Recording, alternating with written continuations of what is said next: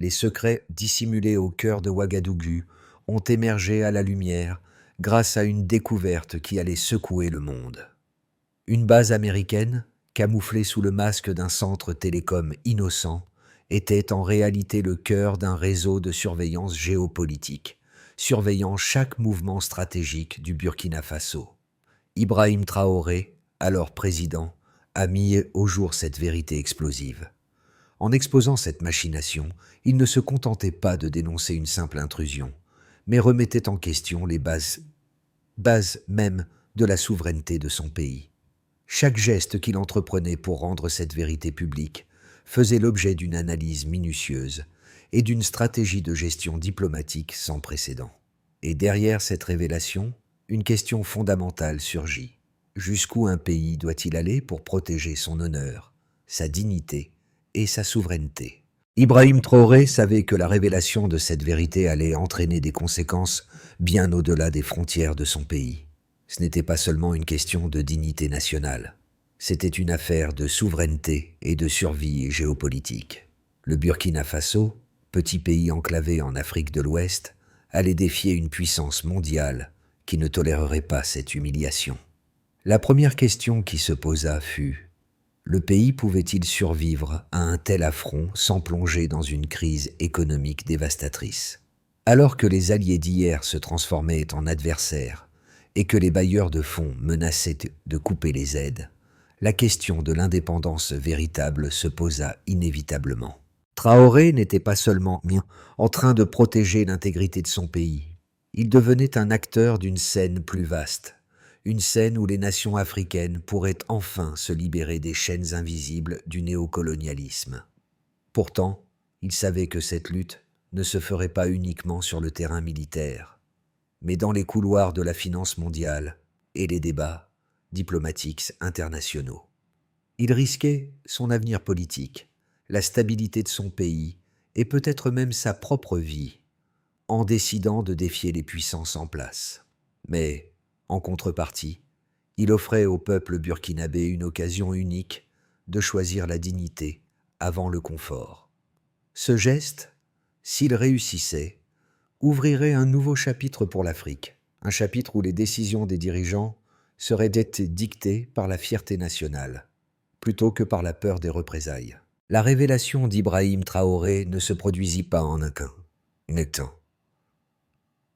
instant, mais à travers une série d'événements qui se déroulèrent lentement, presque en silence. Tout commença avec un dossier hautement confidentiel remis par un colonel de la sécurité intérieure. Ce dossier contenait des informations qui ne semblaient au départ pas spectaculaires, des photos d'antennes, des manifestes logistiques et des horaires de déplacement de véhicules diplomatiques. Mais ces documents, bien que relativement anodins à première vue, étaient bien trop précis pour être ignorés. Pendant des semaines, Traoré se tut, observant silencieusement ce qui se passait autour de lui, notant les anomalies et tentant de comprendre l'ampleur de ce réseau d'espionnage. Ce qui semblait être une simple intrusion étrangère se révéla rapidement comme une prise de contrôle subtile, mais systématique, de la souveraineté du Burkina Faso. Des transmissions cryptées partaient chaque nuit vers des destinations inconnues, portant des comptes rendus détaillés des réunions du gouvernement, et même des décisions militaires majeures étaient préalablement connues de l'extérieur.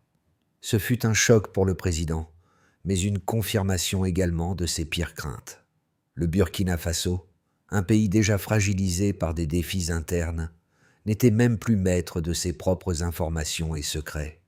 Cependant, le moment crucial se produisit lorsqu'un simple badge, oublié par un employé étranger, révéla une pièce manquante du puzzle.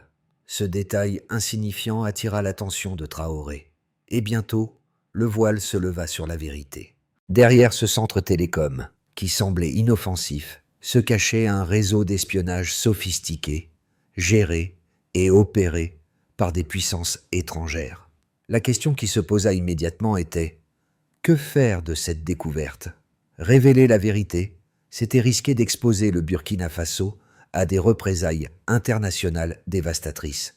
Pourtant, Traoré ne pouvait plus fermer les yeux. La souveraineté du pays était en jeu, et plus il approfondissait son enquête, plus il comprenait que l'ampleur de la surveillance dépassait tout ce qu'il avait imaginé. Ibrahim Traoré, un homme de conviction et de stratégie, savait que sa décision d'exposer cette vérité allait bouleverser non seulement son propre pays, mais aussi l'équilibre géopolitique de toute la région. Dès le moment où il a eu vent de la situation, il n'a pas agi précipitamment, préférant rassembler des preuves solides et comprendre pleinement l'ampleur du problème. Il comprenait que l'exposition de ces faits serait un acte de courage, mais aussi une prise de risque énorme. Sa première action fut de consulter son cercle restreint de conseillers, des experts en sécurité, en diplomatie et même en stratégie économique. Traoré savait qu'une fois la vérité révélée, il serait difficile de revenir en arrière. La question qui se posait n'était pas seulement de savoir s'il devait rendre public le scandale, mais comment le faire tout en protégeant l'intérêt national du Burkina Faso. Le président s'est également tourné vers ses alliés politiques, certains plus modérés, d'autres plus jeunes et plus radicalement nationalistes, et les a poussés à réfléchir ensemble à l'ampleur des implications. Tandis que certains préconaient la prudence et suggéraient de négocier secrètement avec les puissances étrangères, d'autres voulaient saisir cette occasion pour redéfinir les relations du pays avec le reste du monde. Dans ces moments cruciaux, Traoré s'appuyait sur ses propres convictions. La dignité nationale était plus importante que la peur des représailles. Il se souvint d'une phrase de sa femme qui lui disait souvent « La peur protège les faibles, mais elle détruit les nations. » Ces mots résonnèrent en lui plus que jamais. C'était un combat pour l'indépendance, pour un avenir où son pays pourrait décider de son propre destin sans être sous le joug d'influences étrangères. Il savait que la décision qu'il allait prendre ne serait pas seulement celle d'un président, mais celle d'un homme prêt à mettre en jeu tout ce qu'il avait pour défendre la souveraineté de son peuple. C'était un acte qui pourrait marquer une rupture historique dans l'histoire de l'Afrique, un acte qui pouvait inspirer d'autres nations du continent à suivre son exemple. Mais, à ce moment précis, Ibrahim Traoré ne pensait pas encore à la portée mondiale de son geste. Il pensait seulement à l'honneur du Burkina Faso et à l'avenir de ses enfants. La situation a commencé à prendre forme dans les premières heures qui ont suivi la découverte de la vérité. Ibrahim Traoré, ayant rassemblé des preuves irréfutables, a ordonné une vérification immédiate de la base de surveillance située au cœur de Ouagadougou. Ce n'était pas une simple opération de routine. C'était un moment décisif dans l'histoire du Burkina Faso. Le président savait que l'action qu'il allait prendre allait provoquer un séisme diplomatique. Mais il n'avait pas le choix. L'intégrité de son pays était en jeu, et le temps pressait. Le premier signe d'une action concrète s'est manifesté quand les autorités burkinabées ont sécurisé la zone entourant la base. Les unités d'élite, formées pour faire face à des situations de crise extrême, ont été déployées pour assurer la confidentialité et l'efficacité de l'opération. À l'extérieur, les soldats ont rapidement neutralisé les systèmes de surveillance, coupant les communications avec l'extérieur. À l'intérieur, la scène était chaotique. Des techniciens paniqués tentaient de détruire des preuves sur les serveurs et les disques durs. Des documents brûlés à la hâte flottaient dans l'air, témoignant de l'urgence et de la peur qui s'était emparée des responsables de la base. Le geste de Traoré n'a pas été mal planifié, mais il a été exécuté dans un climat de tension et de grande nervosité. Au fur et à mesure que l'opération avançait, des découvertes choquantes ont été faites. Des équipements inconnus, des relais satellites sophistiqués et des générateurs isolés du réseau national ont été trouvés, confirmant que la base n'était en aucun cas une simple installation de télécommunications. En réalité, elle servait de centre de surveillance et de collecte d'informations à une échelle bien plus grande que ce que Traoré avait imaginé. Dans les heures qui ont suivi l'opération, les rapports ont commencé à circuler, confirmant la dimension internationale du complot. Le président burkinabé n'a pas tardé à envoyer un message fort au monde entier. Son pays s'y ne serait pas réduit à l'état de victime. Il a convoqué l'ambassadeur américain en urgence, lui présentant un dossier contenant toutes les preuves nécessaires, y compris des photos, des enregistrements et des communications interceptées. La discussion n'a pas duré longtemps, et l'ambassadeur a été sommé de quitter le pays dans les 72 heures. Le Burkina Faso venait de prendre une position qui allait marquer un tournant dans sa politique étrangère. En quelques heures, le monde entier avait pris connaissance de la situation.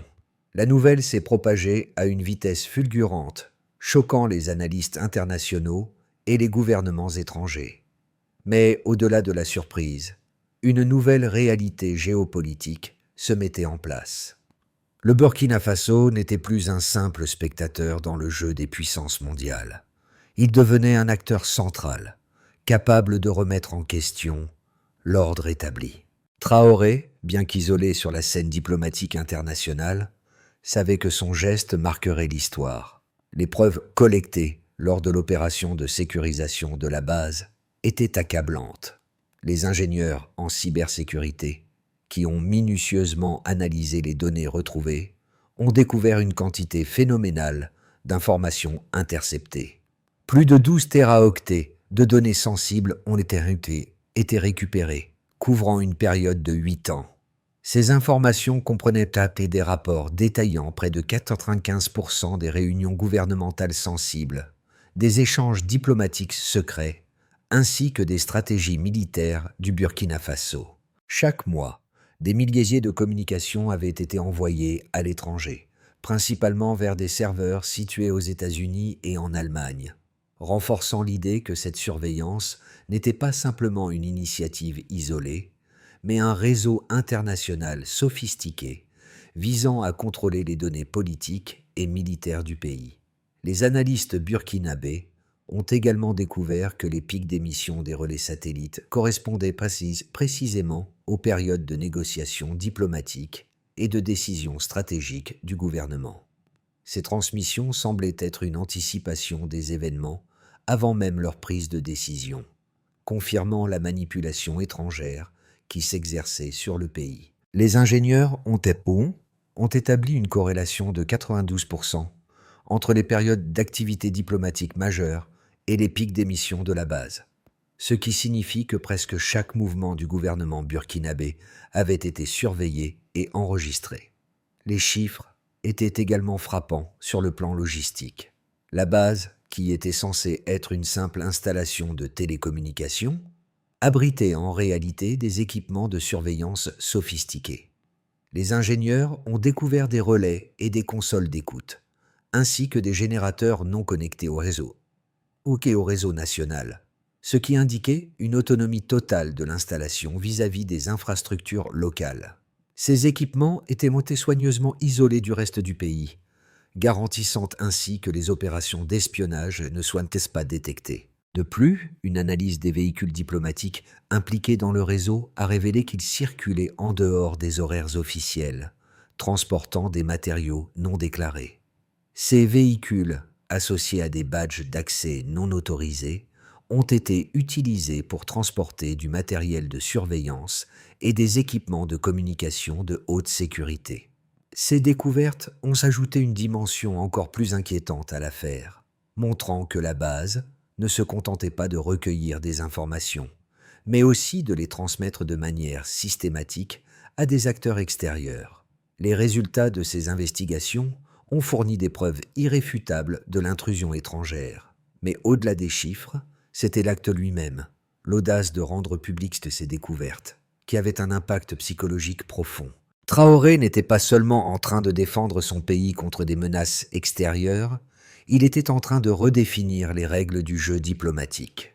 L'exposition de ces faits a permis de faire comprendre au monde que la souveraineté du Burkina Faso n'était pas négociable et qu'il serait désormais un acteur respecté sur la scène internationale.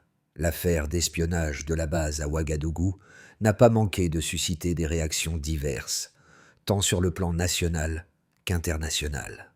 D'un côté, certains analystes ont soutenu le geste audacieux d'Ibrahim Traoré, louant sa décision de mettre en lumière la souveraineté du Burkina Faso et de défier ouvertement les puissances mondiales.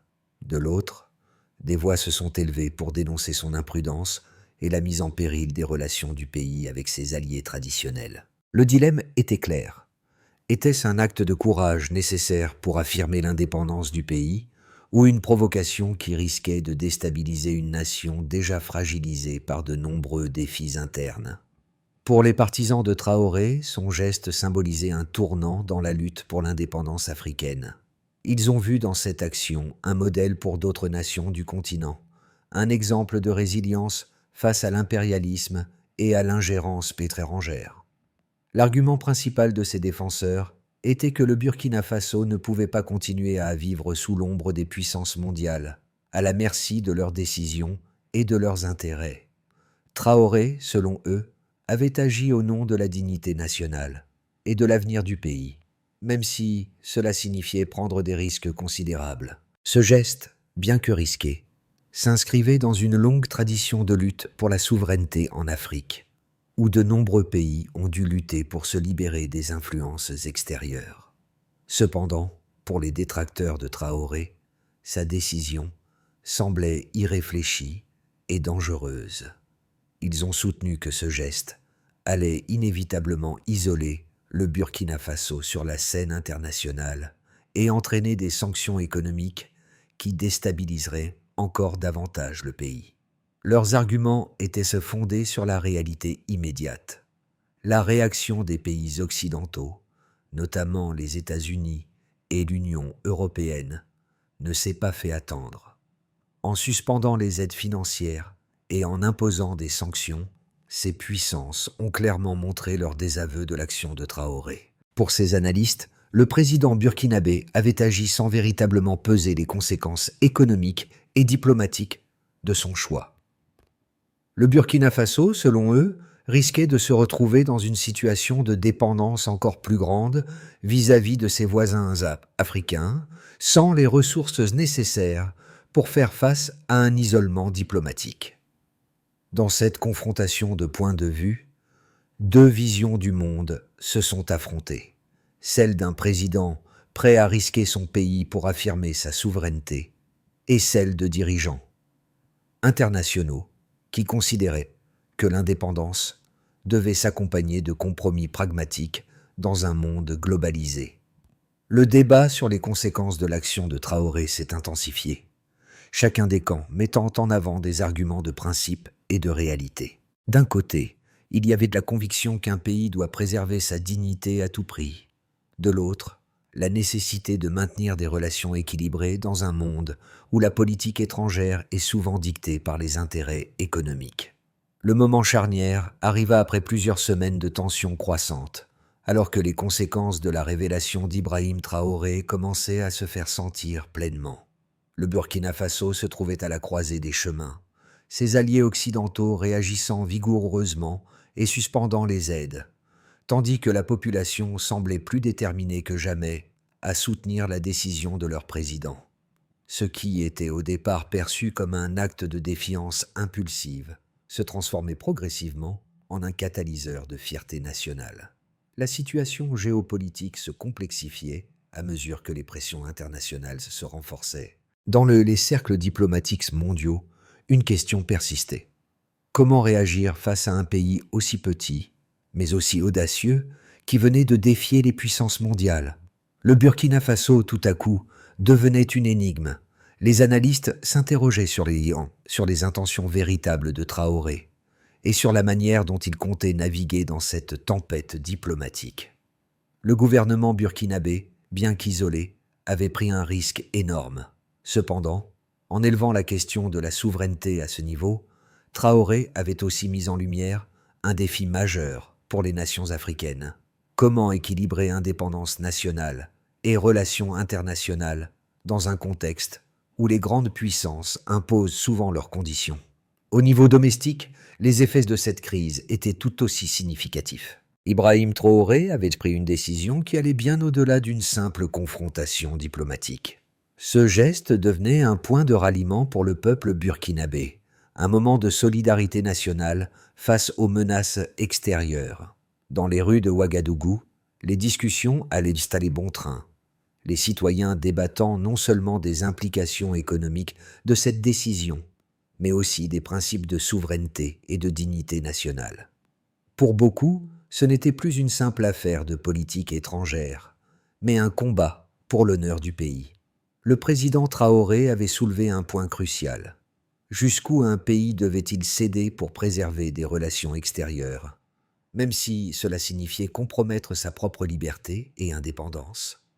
Ainsi, la révélation de la surveillance étrangère et les actions qui en découlaient n'étaient plus qu'une question diplomatique isolée. Elles étaient désormais au cœur d'un débat mondial sur l'avenir des relations internationales et la place de l'Afrique dans un monde globalisé.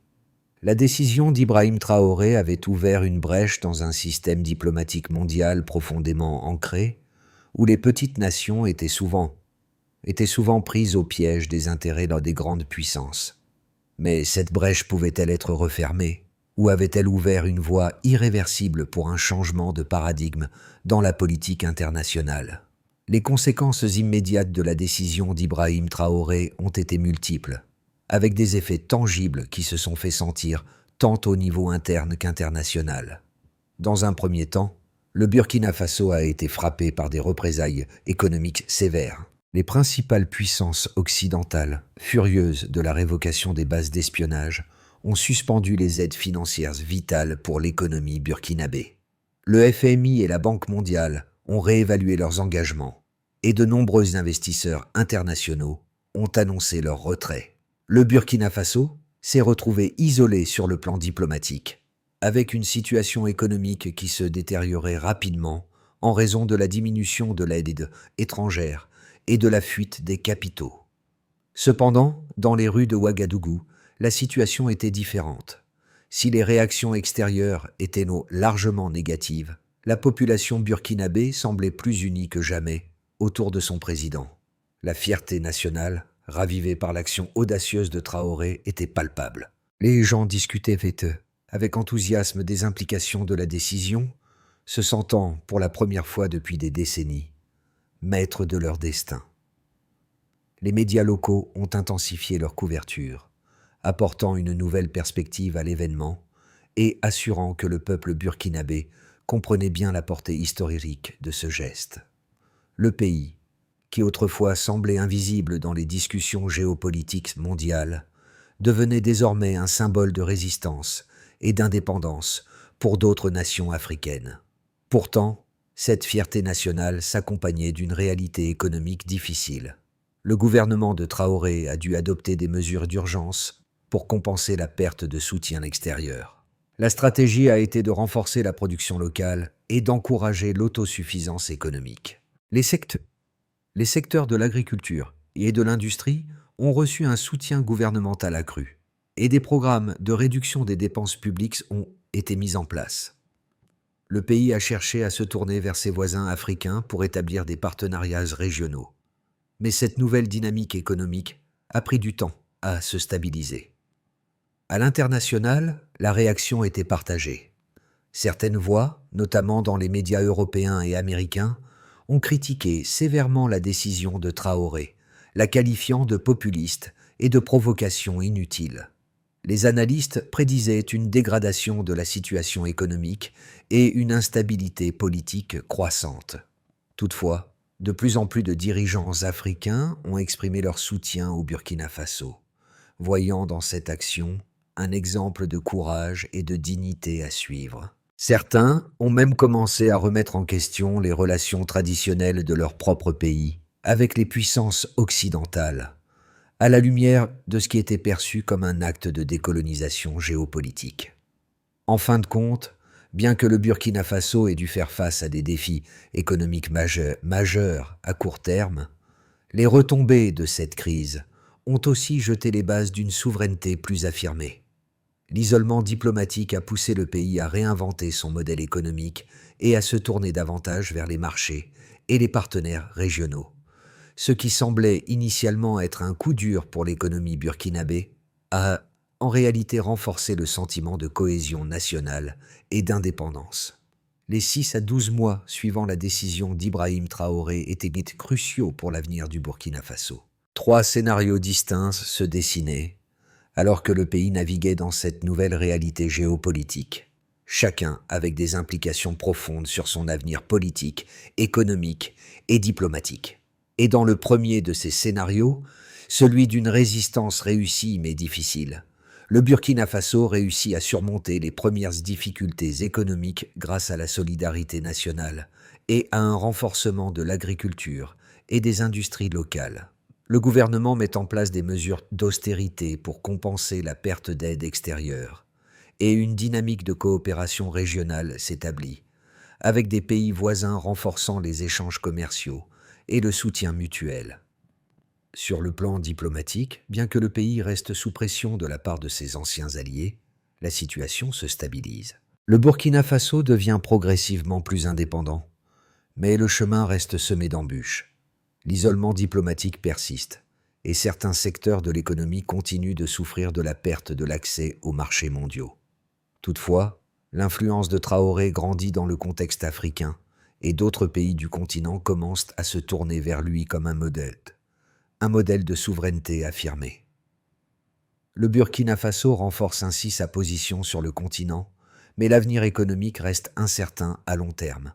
Puis venait le deuxième scénario, plus optimiste, celui d'une vague de solidarité africaine. L'action de Traoré déclenche une réaction continentale. D'autres pays africains, inspirés par son courage et son désir d'affirmer leur souveraineté, commence à remettre en question les liens traditionnels avec les puissances occidentales. Un mouvement de solidarité se forme, avec des nations africaines cherchant à créer un bloc économique régional plus fort, indépendant des grandes puissances. Le Burkina Faso devient un symbole de résistance et de dignité pour l'Afrique, et les relations sud-sud se renforcent. De nouveaux partenariats sont établis avec des pays d'Asie et du Golfe, compensant ainsi en partie la perte des partenariats traditionnels avec l'Occident. L'économie du pays connaît un redressement grâce à cette nouvelle orientation, et une politique de transformation industrielle locale prend forme. Ce scénario laisse entrevoir un avenir prospère pour le Burkina Faso, où l'autosuffisance devient la clé de la croissance, et où le pays émerge comme un leader de l'indépendance africaine. Enfin, dans le troisième scénario, plus pessimiste, celui d'une pression croissante et des sacrifices, les conséquences économiques de l'isolement international sont sévères. Les sanctions prolongées et l'incapacité de l'économie burkinabé à se réorienter rapidement conduisent à une crise plus profonde. Les entreprises nationales, privées de financements étrangers et de marchés internationaux, sont confrontées à des faillites massives. La population souffre des effets de l'austérité et de la pénurie de biens, tandis que les tensions sociales montent. En dépit des efforts du gouvernement, la pression extérieure finit par avoir un impact sur la stabilité politique du pays. Les partis d'opposition, alimentant le mécontentement populaire, gagnent en influence, et le soutien à Traoré commence à faiblir. Les institutions internationales continuent de mettre la pression sur le Burkina Faso, menaçant de suspendre d'autres partenariats commerciaux. Ce scénario pessimiste envisage une situation où le pays, tout en maintenant sa souveraineté, perd une partie de sa stabilité économique et politique à long terme. Toutefois, même dans cette version, la dignité nationale reste un principe fondamental pour la majorité de la population, et les défis du pays deviennent un symbole de la lutte pour l'indépendance en Afrique.